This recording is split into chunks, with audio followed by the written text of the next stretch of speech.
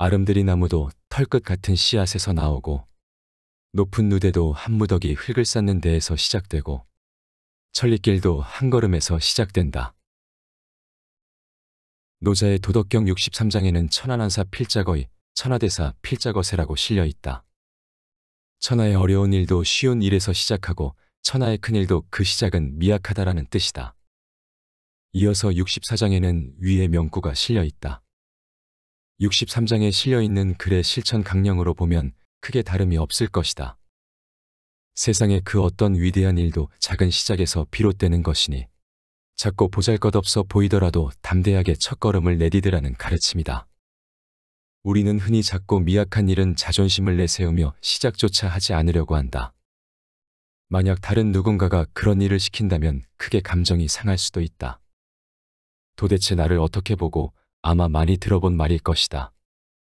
하지만 정작 처음부터 크고 대단한 일을 맡기면 그때는 또 다른 모습을 보인다.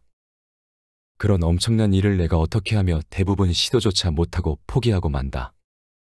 우리 대부분은 적당히 오만하며 적당히 비겁한 이율배반적인 모습을 보이며 현실에 안주하는 삶을 살고 있다.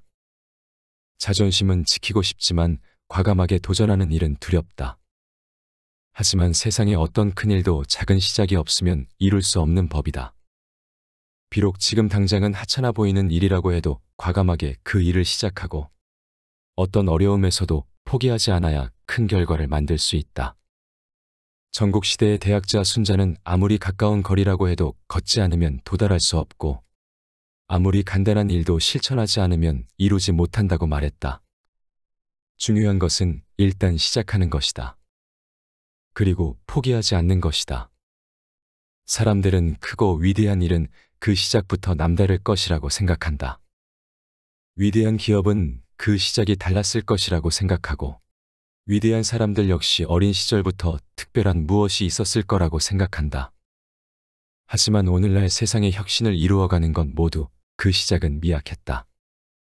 처음에는 눈에 보이지도 않을 미세한 차이가 시간을 두고 쌓이면서 나중에는 엄청난 차이를 만들고 위대함을 이룰 수 있었다. 성공하게 대가 오그만디노는 다음과 같이 말했다. 성공의 비결은 평범한 사람보다 조금, 아주 조금만 더 잘하는 것. 위대함을 만드는 것은 실제로는 평범함과 종이 한 장의 차이에 불과하다. 만약 자신은 평범하다고 한탄하고 있는 사람이 있다면 오히려 성공의 조건을 갖추고 있다고 볼 수 있으니 기뻐할 일이다. 하지만 조건이 있다. 아무리 하찮은 일이라고 해도 시작하지 않으면 안 된다. 무슨 일이라도 시작하면 한 걸음이라도 갈 수 있지만 시작조차 하지 않으면 그 결과는 무다. 오늘날 우리 사회는 조급하게 결과부터 빨리 확인하려고 한다. 빠른 성공을 원하고 노력에 비해 큰 성공을 얻지 못하면 실망한다. 직장에서도 남보다 빨리 승진하기 위해 조급해하다가 한 번이라도 늦어지면 쉽게 실망하고 포기하는 사람들도 많다. 바로 이들에게 필요한 말이다. 직장 생활은 장기전이다. 인생의 모든 측면이 그렇다. 시작은 미약하더라도 남들보다 한두 걸음 늦어지더라도 그게 끝이 아니다. 시간을 두고 실력을 쌓아간다면 반드시 결실을 맺을 날이 있다. 아름드리 나무도 털끝 같은 씨앗에서 나오고 높은 누대도 한 무더기 흙을 쌓는 데에서 시작되고 천리길도 한 걸음에서 시작된다. 고수가 되는 지름길은 없다. 멈추지 않고 새기면 쇠와 바위도 조각할 수 있다. 순자에 실려있는 이 명구절은 자르다 멈추면 썩은 나무조차 끊을 수 없다는 문장으로 이어진다. 인내를 가지고 포기하지 않는다면 어떤 어려운 일도 이룰 수 있지만 만약 중간에 포기한다면 아무리 쉬운 일이라도 이룰 수 없음을 비유한 말이다. 순자는 전국시대의 대학자이자 탁월한 교육 전문가로 꼽히는 인물이다.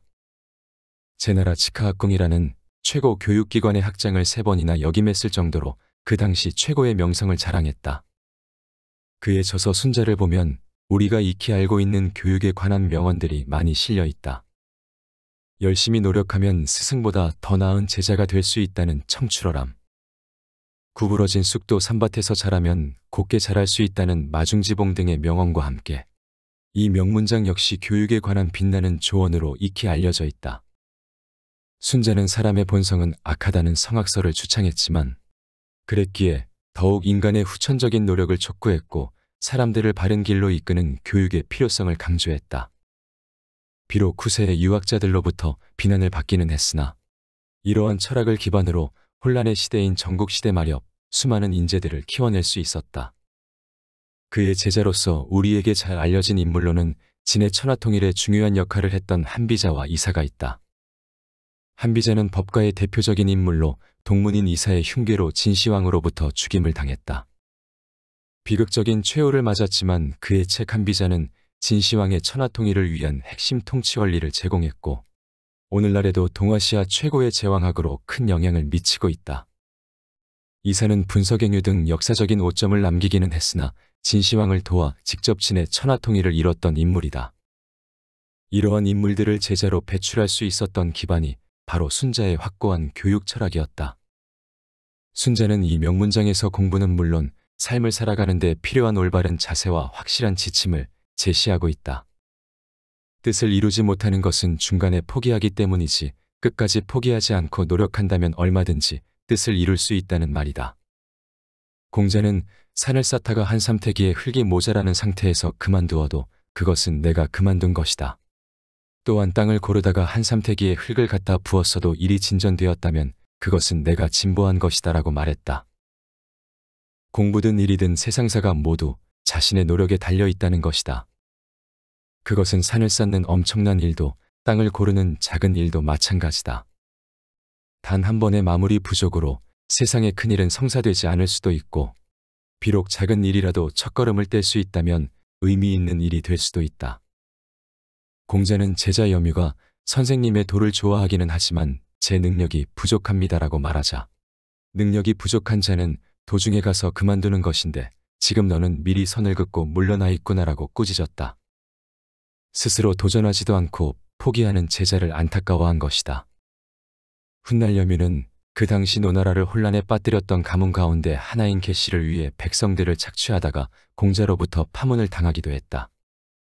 일을 시작해보지도 않고 지레 포기해버리는 사람은 쉽게 일을 이룰 수 있는 편법을 찾기 마련이고 노력과 땀이 필요한 큰일은 이룰 수 없다. 여뮤와 같은 모습은 오늘날에도 종종 볼 수 있다. 참신성과 독창적인 능력은 뛰어나지만 안타깝게도 끝을 보는 끈기는 부족하다. 의욕적으로 일은 시작하지만 제대로 마무리를 짓지 못해 결과를 만들지 못한다. 이런 사람은 스스로도 성장에 한계가 있지만 조직에도 시간과 자원의 낭비로 큰 피해를 끼친다. 바로 이들에게 줄 수 있는 한마디다. 반걸음 쉬지 않고 걸어가면 절름발이도 천리를 갈 수 있고 한 줌 흙이라도 끊임없이 쌓으면 언덕을 만들 수 있다. 순자가 했던 이 말을 덧붙인다면 더 설득력이 있을 것이다. 고난은 소년을 어른으로 만들어주는 힘이다. 걱정과 어려움이 나를 살게 하고 안락함이 나를 죽음으로 이끈다. 고난을 기뻐하고 안락함을 싫어하는 사람은 없을 것이다. 많은 위인들이 고난을 통해 성장했고 위대한 일을 이룩할 수 있었다고 해도 그들이 특별했기에 가능했을 뿐이라고 생각하는 사람도 많다. 그러나 역사학자 아놀드 토인비는 다르게 생각했다. 토인비는 역사의 연구에서 도전과 응전을 핵심 모티브로 삼아 인류가 발전할 수 있었던 동인을 거친 환경과 가혹한 고난에서 찾았다. 예를 들어 청어를 머나먼 북해에서 그냥 운반했을 때는 거의 다 죽어버렸지만 천적인 물메기 몇 마리를 수조에 넣은 다음 운반했을 때는 대부분이 싱싱한 상태로 건너올 수 있었다. 적당한 긴장과 위협이 청어를 더욱 활기차게 만든 것이다. 맹자는 일찍이 이러한 인간의 속성을 꿰뚫고 있었다. 그는 위의 구절에서 걱정과 어려움을 통해 사람은 성장하고 발전하지만 당장의 안락에 젖어 있을 때 사람은 이미 패망의 길로 가고 있는 것이라고 말하고 있다. 고난에도 좌절하지 말고 안락할 때 방탕하지 말라는 경계의 말이다. 근사록에도 역경의 의미에 대해 깊은 통찰을 주는 말이 실려 있다. 가난과 고난과 근심 걱정은 그대를 옥처럼 완성시킨다.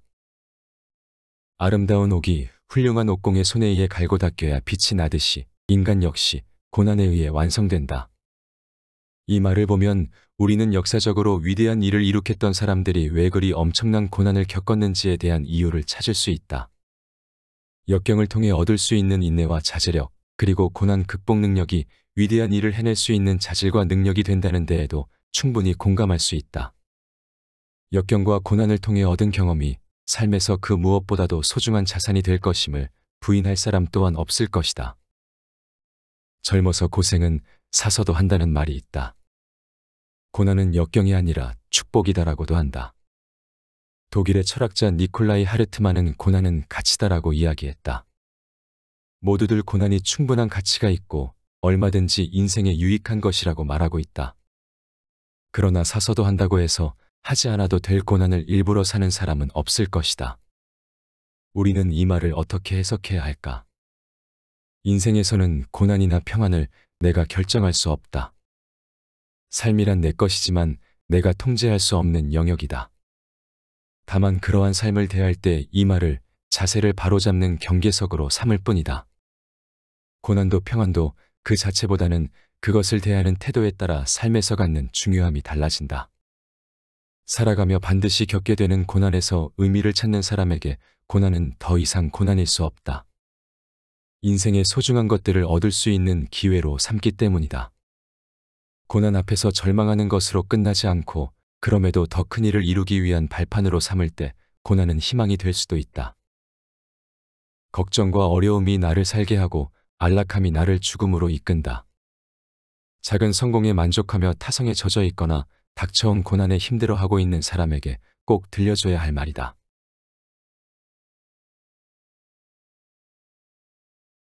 자신을 객관적으로 볼 줄 알아야 어른이다.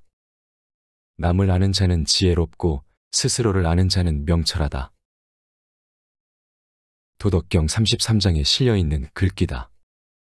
그 다음에는 다른 사람을 이기는 자는 힘이 있고 스스로를 이기는 자는 진정으로 강한 자다라는 구절이 나온다. 여기서 명은 지보다 강은 유력보다 더 높은 차원이다. 다른 사람을 아는 것은 지혜롭지만 스스로를 아는 것은 그 차원을 넘은 명철함, 통찰이 있는 사람이다. 다른 사람을 이기는 것도 대단하지만 정말 어려운 것은 스스로를 이기는 것이다. 그만큼 스스로를 알고 스스로를 이기는 것은 어른으로서 최고의 경지라고 할 수 있다. 공자도 제자들과 이에 관해 대화를 했던 적이 있다. 공자는 이러한 차원을 명군자, 명철한 군자라고 했다. 수제자 안에는 지혜로운 자는 어떠하고 어진 자는 어떠한가라는 공자의 물음에 지혜로운 자는 자신을 알고 어진 자는 자신을 사랑합니다라고 대답했다. 이에 공자는 그를 명군자라고 칭찬했다. 군자는 사람으로서 지향해야 할 최고의 경지로 명군자는 그 중에서도 최상의 인물이다. 그리스의 철학자 소크라테스는 무지의 지로 유명하다. 그는 델포이 신전에서의 신탁을 통해 세상에서 가장 현명한 사람이라는 메시지를 받고는 현명하지 못한 자신이 어떻게 그런 칭호를 받을 수 있었는지에 의문을 품게 된다. 결국 소크라테스는 자신이 아는 것이 없다는 것을 알고 있기에 그런 칭호를 받았다는 것을 깨닫고 아는 것이 많다고 자만하는 세상 사람들에게 너 자신을 알라고 외치며 다녔다. 그리고 삼파술이라는 대화법을 통해 현명하다고 자부하는 사람들의 무지를 깨우쳐줬다. 소크라테스보다 약 100년 전에 활동했던 공자 역시 마찬가지였다. 공자는 당대 최고의 지식인으로 인정을 받았지만 배움이 좋아서 열심히 공부했던 것일 뿐 날 때부터 알았던 사람이 아니라고 스스로를 낮추고 있다. 노노자한에서 공자는 나는 아무것도 아는 것이 없다고까지 말하고 있다. 동서고금을 통틀어 가장 현명하다고 인정받는 두 사람은 자신의 무지를 깨달음으로써 지혜를 찾는 출발점에 섰다. 이들은 부족함을 깨닫고 날마다 스스로를 성찰했기에 끊임없이 공부에 매진할 수 있었다. 더불어 인생의 진정한 목적과 본질에 대한 통찰을 얻을 수 있었다. 오늘날 세계 역사상 가장 현명했던 두 사람으로 인정받게 된 까닭이다. 우리의 삶이란 사람과의 관계로 이루어지는 것인 만큼 우리는 인간을 알고 싶어 한다. 특히 사람을 이끄는 자리에 있다면 더욱 그렇다. 그래서 다른 사람을 알기 위해 심리학을 공부하기도 하고 인문고전을 통해 사람에 대한 통찰을 얻으려고 노력한다. 하지만 사람을 아는 일은 바로 스스로부터 아는 데에서 시작되어야 한다. 그리고 자신을 바로 세우는 일이 가장 우선되어야 한다. 자신이 바른 곳에 서 있지 않다면 다른 사람을 바르게 볼 수 없기 때문이다. 자신이 비탈진 곳에 서 있으면 상대도 비뚤어지게 보이는 법이고, 자신이 진흙탕에 서 있다면 상대 역시 흙투성이로 보일 수밖에 없다. 그래서 세상의 현자들이 자신을 아는 것에 더 큰 가치를 주며 다른 사람을 아는 것보다 자신을 아는 것을 더 소중히 하라고 말하고 있는 것이다. 남을 아는 자는 지혜롭고 스스로를 아는 자는 명철하다. 자신의 부족함을 성찰하고 날마다 노력을 게을리하지 않으려는 이들은 이 말을 새기면 좋겠다. 스스로 부족하다고 느낄 때 더 노력하게 되고 어제의 나보다 더 강한 내공을 갖춘 진정한 강자가 될 수 있다. 무엇인가를 이루고 싶다면 지금 당장 시작해라. 목가에서 물고기를 보며 부러워하느니 돌아가서 그물을 짜는 게 낫다. 이 명구절을 우리의 삶에 적용하면서 두 가지 의미를 생각해 볼 수 있다. 첫째는 인생에서 원하는 바가 있다면 그것을 얻기 위한 노력이 뒤따라야 한다는 것이다. 정당한 노력과 절차도 없이 바라기만 한다면 아무것도 이룰 수 없고, 간절하게 원한다고 해서 주어지는 것은 아무것도 없다. 감나무 밑에서 입만 벌리고 있다고 익지도 않은 감이 떨어질 리가 없다. 감을 얻고 싶다면 그것을 얻기 위해 흘리는 땀을 마다해서는 안 된다. 먼저 감나무를 심고 그것을 힘써 길러야 한다. 그 다음 수확의 시기가 오면 감을 수확할 수 있는데, 이 모든 과정을 즐겁게 행하는 것이 바로 행복한 삶을 살아가는 조건이다. 원하는 것을 얻기 위한 노력과 과정이 주는 행복을 깨닫지 못하고 오직 얻는 데에만 목적을 둔다면 그것은 탐욕이 되고 만다. 두 번째 의미는 원하는 것을 얻기 위해서는 지혜로운 준비가 필요하다는 것이다. 간절히 원하는 마음만 앞서서 우물에서 숭늉을 구하는 식으로는 좋은 결과를 얻지 못한다. 맹자를 보면 7년 지병 9~3년지혜라는 말이 있다. 3년을 묵힌 쑥을 먹으면 낫는 병을 치료하기 위해 7년간 전국을 헤맨다는 뜻이다. 구하기 힘든 3년 쑥을 구하려고 전국을 유랑하기 전에 애초에 쑥을 잘 묵혀두었다면 3년 후 그 약으로 병이 나았을 것이다. 하지만 성급한 마음만 앞서서 짐을 꾸려서 떠나면 7년이 아니라 10년이 지나도 그 약을 구할 수 없다. 오늘날 우리가 가장 빠지기 쉬운 함정 가운데 하나가 바로 이러한 조급증이다. 차근차근 절차를 밟아 일을 추진하기보다는 원하는 결과를 만들기 위해 수단과 방법을 가리지 않는 것도 조급증에서 비롯된 현상이다. 약 10년쯤 전에 비밀스런 이름의 책이 나와서 우리나라에서 대단한 베스트셀러가 되었다. 오프라 윈프리 쇼에 소개되어서 세계적으로 유명해진 책인데, 긍정적인 생각이 모든 성공의 비밀이다라는 우주의 비밀을 밝혔다는 이 책을 읽고 마음 설레지 않은 사람은 드물었을 것이다. 하지만 과연 그 책을 읽었던 사람들이 생각만으로 백만장자가 되었을까? 좋은 삶, 행복한 인생은 누구나 꿈꾸는 인생의 목적이다. 하지만 이 꿈을 이루어가는 방법은 제각각 다르다. 로또와 같은 일확천금을 꿈꿀 수도 있고 하루하루의 노력을 쌓아나감으로써 꿈을 이루어가는 사람도 있다. 어떤 방법을 택하느냐는 스스로에게 달려있다.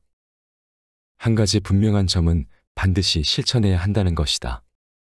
조금 늦더라도 대기만성의 성공을 원한다면 하루하루에 충실해야 한다.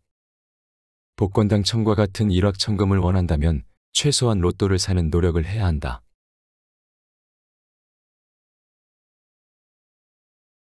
받아들인 다음 내 것으로 소화해서 쏟아낼 수 있어야 공부다. 배우고 생각지 않으면 어리석어지고 생각만 하고 배우지 않으면 위태롭다. 유대인들의 지혜의 경전이라고 할 수 있는 탈무드에는 다음과 같은 글이 실려 있다.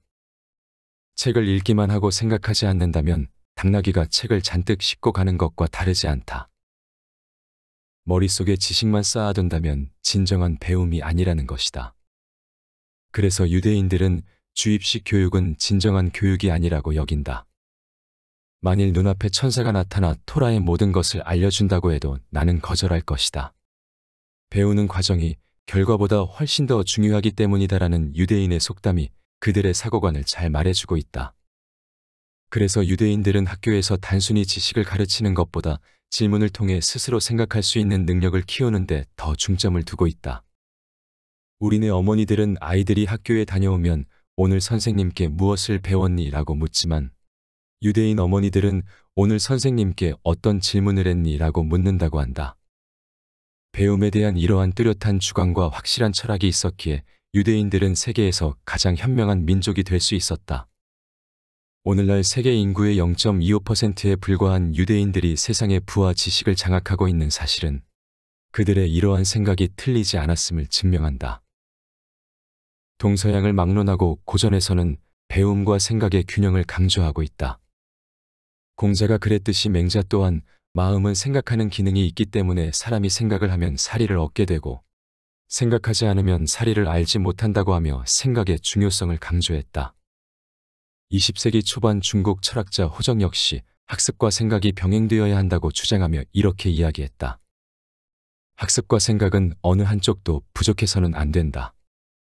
학습은 하지만 생각이 부족하면 기억할 수는 있어도 두서도 조리도 없기 때문에 진정한 지식이 될 수 없다.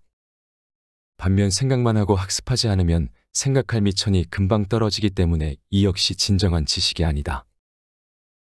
배움이란 지식과 정보를 쌓는 데서 그치는 게 아니라 그것을 정리하고 다르게 바라보는 생각이라는 과정을 거쳐야 이루어진다. 남에게 지식을 전달받기만 하고 자신의 머리를 써서 생각하지 않으면 진정으로 공부했다고 할 수 없다. 머릿속에 지식을 넣었다면 그것을 온전히 내 것으로 만들기 위해 반드시 내 머리로 생각하는 과정을 거쳐야 한다.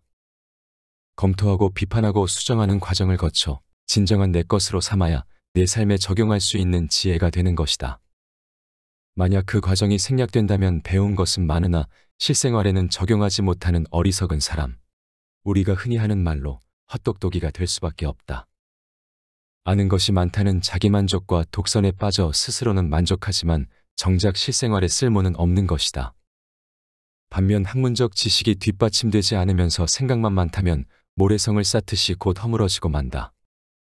재치는 있지만 깊이가 없어 논리적인 근거는 되지 못하는 잔머리 굴리는 사람이 된다.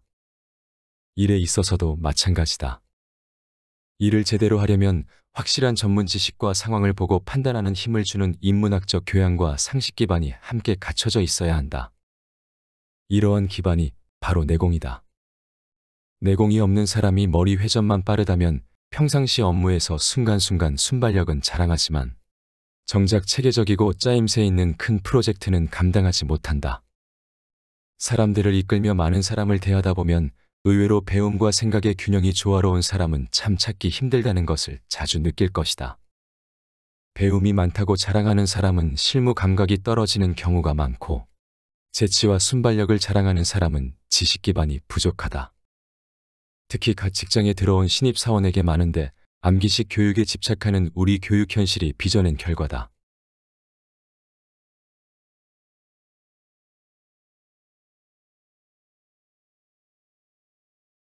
앞에서 소개한 내용은 천년의 내공에서 가져왔다. 내공이란 중국의 권법에서 비롯된 말로 내적인 힘을 말하는 용어다. 외공이 육체적인 능력이나 강인한 근력을 뜻한다면 내공은 용기, 절제, 신념 등의 정신적인 힘을 말한다. 책에서 저자는 내공은 단기적인 공부나 일시적인 노력으로는 얻을 수 없고 오랜 기간 쌓아온 내적 수련과 경험에서 빚어진 지혜가 뒷받침되어야 내공을 얻을 수 있다고 말한다. 그래서 맹자도 호연지기를 말하면서 그 실체를 한마디로 말하기는 어렵지만 의로움과 도를 꾸준히 축적함으로써 얻을 수 있다고 했던 것이다. 저자는 오늘날 가장 현실적이면서 효율적으로 내공을 쌓는 방법으로 동양의 고전을 읽을 것을 권한다. 동양의 인문고전으로 불리는 책들은 제왕학을 전제로 쓰였기 때문에 가장 실용적이고 실천적인 지혜이기 때문이다. 하지만 난해한 고전을 읽고 그 지혜를 내 것으로 만드는 일은 쉽지 않다. 그래서 저자는 마음을 두드리는 고전의 명구절을 삶의 지침으로 삼아 내공을 쌓아나가라고 조언한다. 당신이 꼽는 동양고전의 명구절은 무엇인가? 개인적으로 좋아하는 중용의 구절을 소개하며 영상을 마치겠다. 다른 사람이 한 번에서 능할 수 있다면 나는 100번을 하고, 다른 사람이 10번을 해서 능할 수 있다면 나는 1000번을 한다. 과연 이러한 길을 걸어갈 수 있다면, 비록 어리석어도 반드시 밝아지고, 비록 유약하여도 반드시 강해진다.